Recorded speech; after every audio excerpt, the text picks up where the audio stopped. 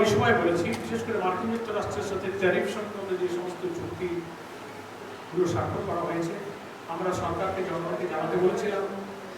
আমরা এই যে বিএনপি যে নরম ডিসেন্ট দিয়েছে না, যে কয়েকটা আপত্তি 10-12টা বললাম, তার মধ্যে এটা একটা পয়েন্ট আছে। আমরা ঐক্যমত্য কমিশনে একটা দফা করেছি, সেটা হলো যত আন্তর্জাতিক চুক্তি হবে বিভিন্ন দেশের সঙ্গে এবং আন্তর্জাতিক যত আইন হবে, চুক্তি হবে, সেগুলোকে দ্বিপক্ষ বিশিষ্ট পার্লামেন্টে সরকারকে অনুমোদন করতে হবে, জাতিকে জানাতে হবে যে অমুক দেশের সাথে এই চুক্তি হয়েছে, সেটা উচ্চকক্ষেও অনুমোদন করতে হবে। এখানে বিএনপি নট অফ ডিসেন্ট দিয়েছে, জানার কোনো সুযোগ নেই।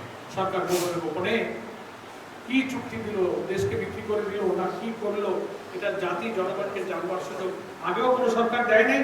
আমরা এই জায়গা থেকে এই কর্তৃত্ববাদী ফ্যাসিবাদী চরিত্র যেটা গঠনতন্ত্রের সংবিধানে আছে, রাষ্ট্রের কাঠামো থেকে সরে আসতে চেয়ে আমরা কিন্তু সংস্কার প্রস্তাবনা করেছি। ওই সময় আপনারা জানতেন কি না যে এই চুক্তিটা যে হচ্ছে?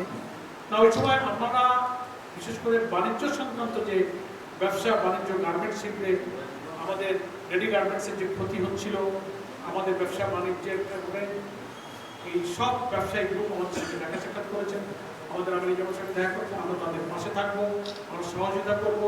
যেসব চুক্তি আমাদের আমদানি রপ্তানি ব্যবসা এবং তৈরি পোশাক শিল্পের স্বার্থবিরোধী, আমরা সেগুলোকে সংশোধন করার জন্য সরকারকে ওই সময় আমরা দাবি করেছি, বলেছি। সরকার সেই সময় চেষ্টা করেছে, সবটা পারে নাই। একটা উন্নয়নশীল দেশে, গরিব দেশে অনেক বড় বড় দাতা দেশ, অনেকের অযাচিত অবাঞ্ছিত স্বার্থবিরোধী অনেক প্রস্তাব সরকারের পক্ষে ওই সময় তারা উপেক্ষা করতে পারেনি। তারা ছিল অন্তর্বর্তীকালীন সরকার, কোনো পার্লামেন্ট ছিল না।